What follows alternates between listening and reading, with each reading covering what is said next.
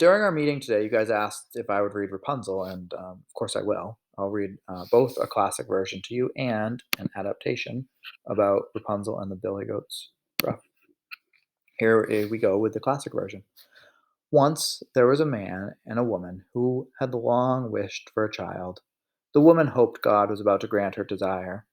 These people had a little window at the back of their house from which a splendid garden could be seen. It was full of the most beautiful flowers and herbs. A high wall surrounded the garden, and no one dared go in because it belonged to an enchantress. The enchantress was dreaded by all the world. One day, the woman was standing by this window and looking down into the garden. She saw the most beautiful Rapunzel planted in a bed. It looked so fresh and green that she longed to eat some.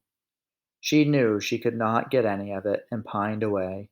She began to look pale and miserable. Her husband was alarmed. He asked, "What ails you, dear wife?" "If I cannot eat some of the Rapunzel in the garden behind our house, I shall die," she said. At twilight, the man clambered over the wall and into the garden of the enchantress. He clutched a handful of Rapunzel and took it to his wife. She made a salad of it for herself and ate greedily. The Rapunzel tasted so good to her that the next day she longed for it 3 times as much as before. If he was to have any rest, the man must once more descend into the garden. In the gloom of the evening, the man let himself down. He became terribly afraid, for he saw the enchantress standing before him. "How dare you descend into my garden and steal my Rapunzel like a thief?" she said with an angry look. "You shall suffer for it." He answered, "Let mercy take the place of justice. I only did it out of necessity. My wife saw your Rapunzel from the window. She felt such a longing for it, she would have died if she had not got some to eat." The enchantress allowed her anger to be softened. "You may take away with you as much Rapunzel as you will, only I make one condition. You must give me the child that your wife will bring into the world. It shall be treated well, and I will care for it like a mother." The man, in his terror, agreed to everything. When the woman gave birth, the enchantress appeared at once. She gave the child the name Rapunzel and took her. Rapunzel grew into the most beautiful child under the sun. When she was 12 years old, the enchantress shut her in a tower in the forest. The tower had neither stairs nor door, but there was a little window at the top. When the enchantress wanted to go in, she placed herself beneath it and cried, "Rapunzel, Rapunzel, let your hair down." I'm sorry, let down your hair. Rapunzel had magnificent long hair, as fine as spun gold. When she heard the voice of the enchantress, she unfastened her braids. She wound them round one of the hooks of the window, and then the hair fell all the way down. The enchantress climbed up by it. After a year or two, the king's son rode through the forest and passed by the tower. He heard a song so charming that he stood still and listened. In her solitude, Rapunzel passed time by letting her sweet voice sing out. The king's son looked for the tower's door, but none was to be found. He rode home, but the singing had deeply touched his heart. Every day he went to the forest and listened to it. Once, when he was standing behind a tree, he saw the enchantress approach the tower. He heard how she cried, "Rapunzel, Rapunzel, let down your hair." He saw Rapunzel let down the braids of her hair, and the enchantress climb up to her. "I, too, will try my fortune," he said. The next day, when it began to grow dark, he went to the tower. "Rapunzel, Rapunzel, let down your hair," he cried. Immediately the hair fell down, and the king's son climbed up.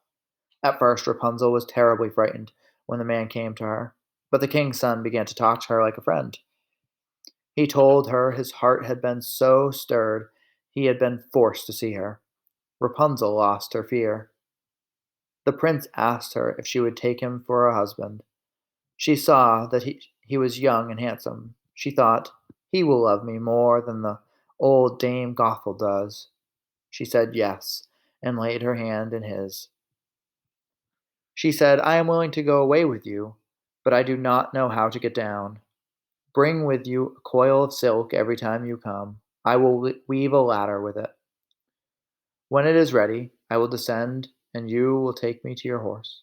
Take me on your horse." Rapunzel and the prince agreed he should come to her every evening, for the old woman came by day. The enchantress noticed nothing of this until Rapunzel said one day, "Dame Gothel, how is it that you are so much heavier for me to draw up than the king's son? He is he is with me in a moment."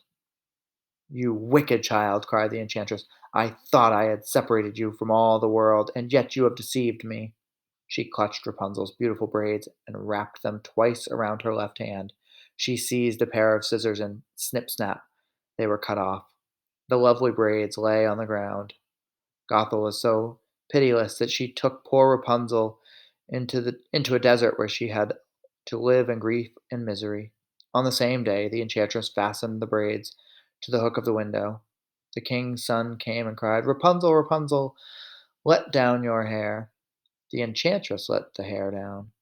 The king's son climbed up, but instead of finding his dear Rapunzel, he found the enchantress. "Aha! You would fetch your dearest, but the beautiful bird sits no longer singing in the nest," the old dame said. "The cat has got it, and will scratch out your eyes as well. Rapunzel is lost to you." In his despair, the king's son leaped down from the tower. He escaped with his life, but the thorns into which he fell pierced his eyes. He wandered blind about the forest, eating nothing but roots and berries. He did nothing but moan and weep over the loss of his dearest wife. He roamed in misery for some years. He then came to the desert where Rapunzel lived in brokenness with her twins, a boy and a girl. He heard a voice. It seemed so familiar to him that he went towards it. When he approached, Rapunzel knew him and fell on his neck and wept. The two of her tears touched his eyes, and they grew clear again. He could see with them as before. The prince led Rapunzel to his kingdom, where he was joyfully received. They lived for a long time, happy and content. That was interesting because in most of the fairy tales, we kind of find out what happens to the bad guy, and in this case, we don't find out what happens to the bad guy. So this is actually a really wonderful candidate for a an adaptation because you could write a version that has something that happens to the um, enchantress at the end. All right, let's go and read Rapunzel and the Billy Goats.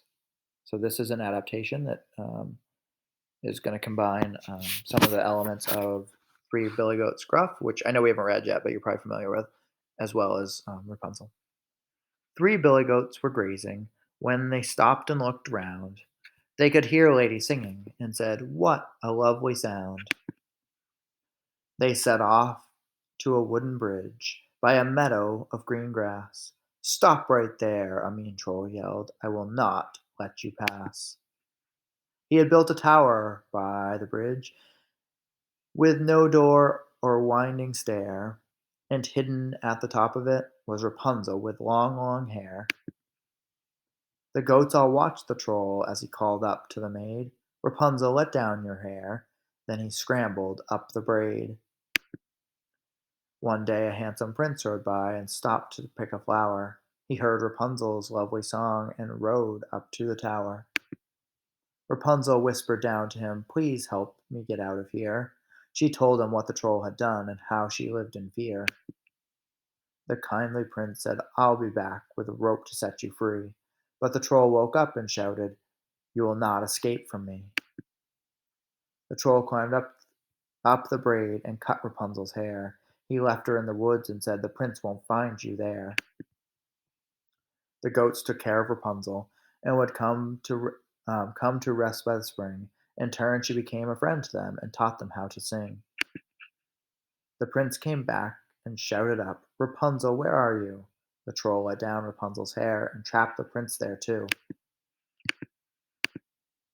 The Troll was cross and threw the prince. Down in the bushes he lay, blinded by thorns until he woke the next bright sunny day. He could hear the goats singing and Rapunzel's voice as well. He stumbled through the leaves and trees and found them in the dell. Rapunzel held him in her arms as he lay beside a tree. Her tears of joy dripped in his eyes, and he found that he could see. They fell in love. As for the Troll, he was last seen heading to far off shores, while billy goats were bridesmaids at the wedding. So that was a quick version. Um, Basically the same structure. I mean, obviously many differences, but the basic elements of the story are still the same. We do find out in this case that there is an ending for the troll, where we didn't get that for the enchantress in the first version, although they're not very specific. So if you were to write an adaptation of this, I think it would be a good opportunity to really get specific about what happens to an enchantress or a troll or some other um, sort of villain at the end of this. All right, guys, I hope you enjoyed these two, and we will read another tomorrow during our Zoom chat.